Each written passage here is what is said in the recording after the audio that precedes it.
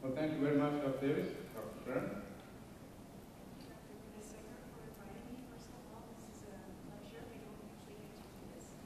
I come at this from a different background.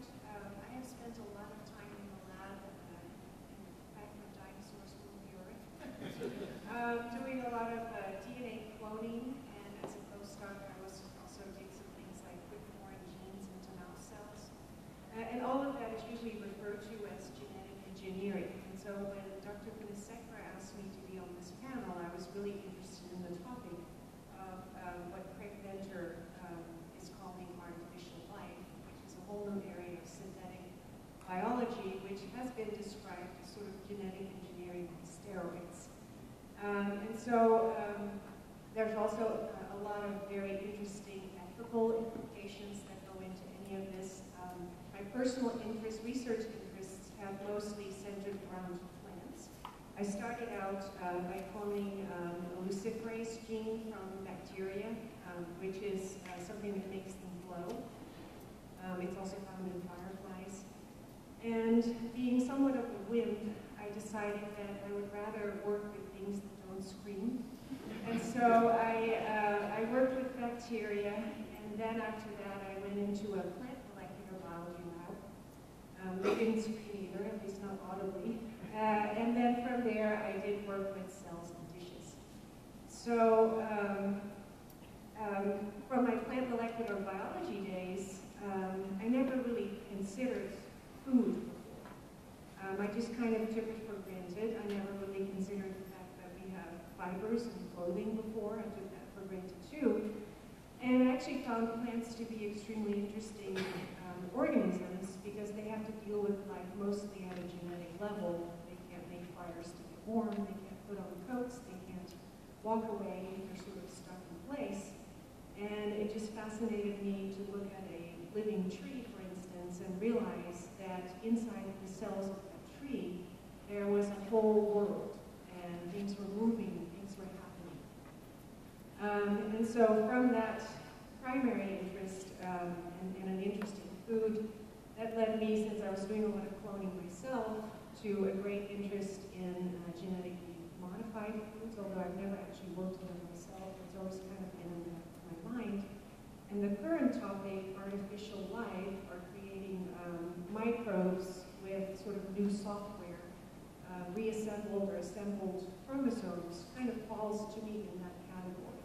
And so I was very interested to be part of this panel and honored to. One question for you, Dr. Ryan. Since you mentioned the word DNA cloning, if you were to make a clone today, would your clone look like you? I mean, in stature and all that good stuff? No. Actually, I think what you're referring to, of course, is reproductive cloning, which involves the use of stem cells. If you were to clone a person, cloning, reproductive cloning, really involves taking the nucleus of a grown-up cell, let's say one of my skin cells, and putting that inside an egg cell whose nucleus has been removed. And then that cell can grow into an embryo, and if it is implanted into a womb, potentially could turn into a newborn, which would turn into a human being. And how old would that human being be? Pardon me? How old would that human being be at the time of cloning, which I said would be right now? Well, cells know how old they are. DNA knows how old it is. And so, for instance, Dolly, the first cloned sheep, was cloned in the manner I just described, and they used the nucleus of a mammary cell from a sheep that was already 6 years old. And sheep have about the lifespan of a dog, so about 12 years. Dolly was born, and of course this took about 300 tries, and when she was born, it quickly turned out that she was not as healthy as other sheep would be. In fact, her cells seemed to remember that they started out as 6-year-olds. And she ended up dying at age 6.5, which I thought was very interesting, because when you put those two together, that makes about the lifetime of a normal sheep. Cells know how old they are in part because of DNA packaging. So cells are just like people. When you have a newborn and you look at your little baby, like I did, you imagine that baby could become anything that that baby wants to be.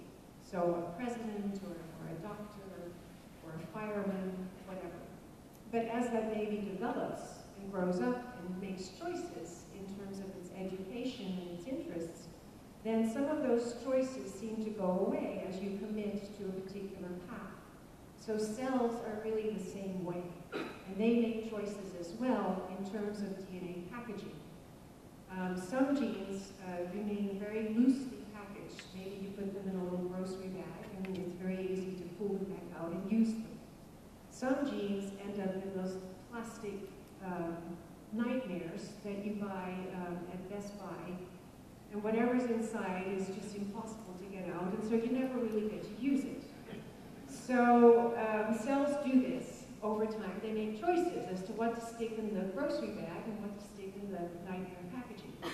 And that it turns out to be very difficult to undo, to deprogram those decisions. And so that's part of what we call epigenetics. And so these DNA packaging problems are quite serious.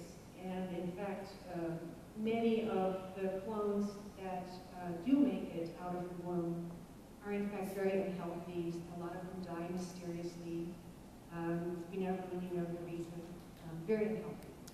Thank you very much.